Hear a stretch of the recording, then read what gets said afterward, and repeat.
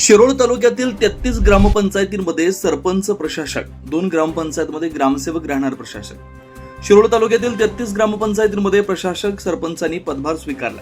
संबंधित ठिकाणी प्रशासकीय कारभाराला सुरुवात झाली आहे। ग्रामपंचायतीची मुदत संपल्यानंतर निवडणूक होईपर्यंत कामकाज सुरळीत सुरू राहावं यासाठी ही नियुक्ती करण्यात आली आहे।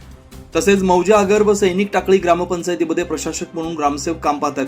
दरम्यान शिरोळ तालुक्यातील 52 ग्रामपंचायतींपैकी 35 ग्रामपंचायतीच्या निवडणुका होणार आहेत। या पार्श्वभूमीवर प्रभाग रचनेचं काम सध्या वेगानं सुरू आहे। मतदार यादी अद्ययावत करणं, आरक्षण निश्चिती व इतर प्रशासकीय प्रक्रिया पूर्ण करण्याचं काम प्रशासनाकडून हाती घेण्यात आलं।